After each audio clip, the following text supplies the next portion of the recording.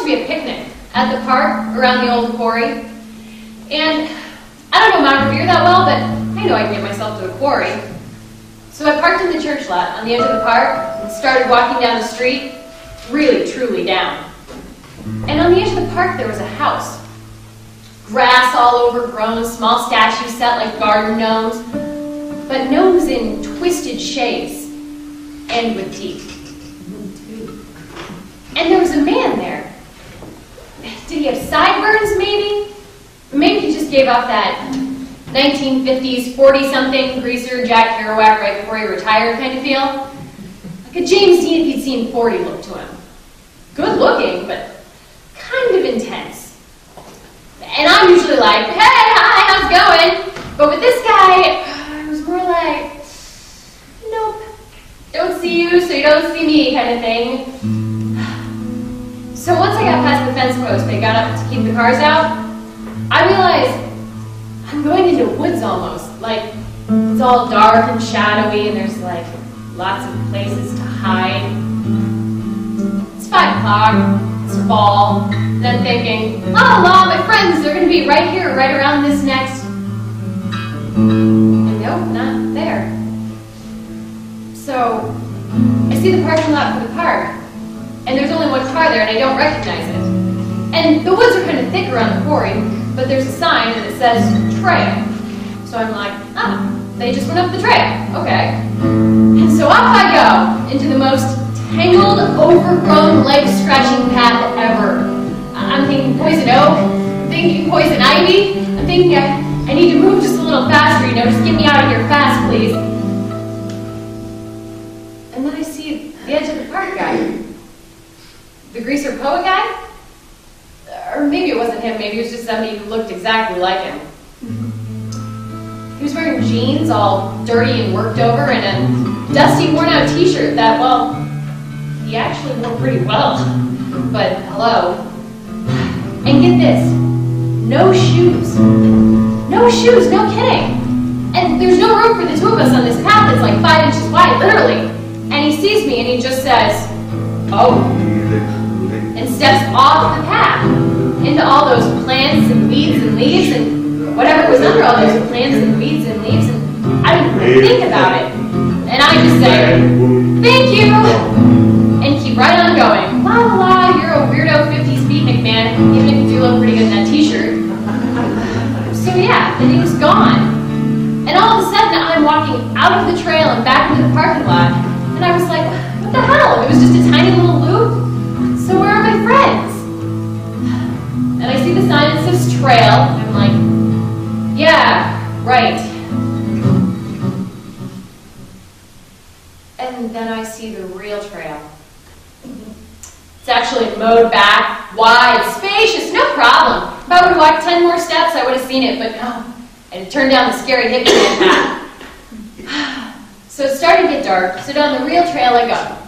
It's 6 o'clock, 6:30, I get, I don't know, 50 steps in, and there he is again.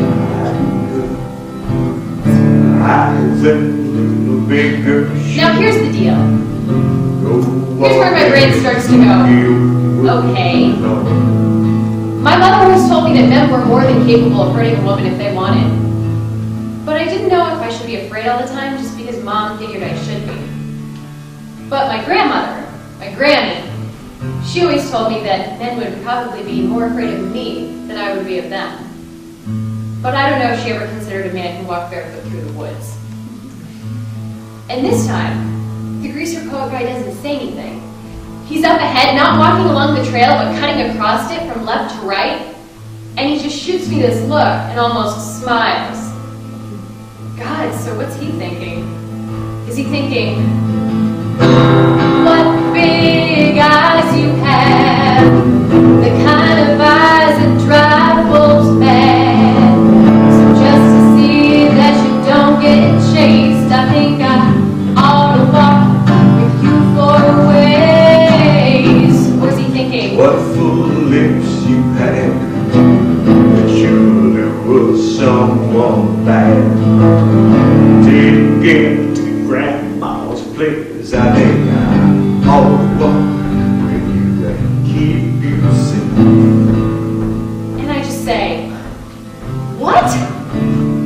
says, you shouldn't be out here by yourself.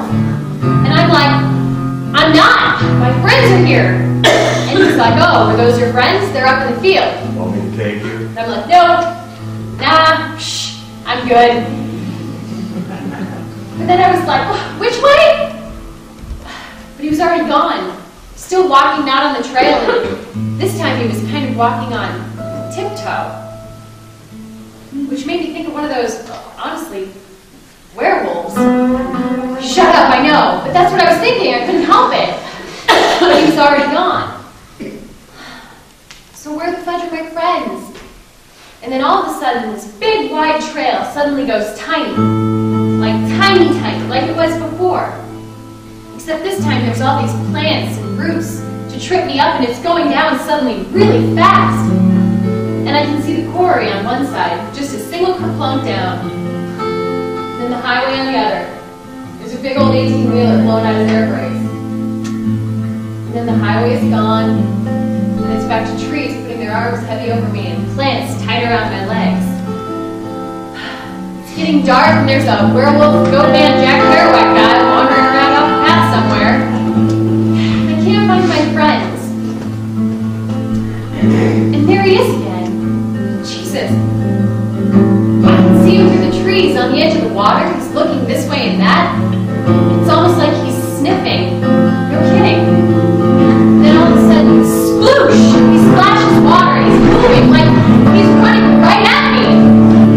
And it's like suddenly, I see this vision. I'm in my grandmother's house, my Grammy's house, or something a lot like Grammy's house. And there's a doorway that leads from the kitchen into the living room. And from out of it walks this guy, this dude. And I don't know if he's a werewolf or what he is, but we've already been married a long time. In this vision, more than half of my life is over. I'm 40 or maybe older. And he just comes hopping through the door all goofy and stupid and grabs me around the middle and says, what a big heart you have. the better to love you with. Little Red Riding Hood. Even bad wolves can be good. You'll have to be satisfied just to walk close by my side. Baby, you'll see things my way before you And there he was again. Grandpa's place. And I was just like, la la la, I don't see you, tra la la. But he just rushed past. And I felt the movement of his air, and I smelled the smell of him. And then he was just gone.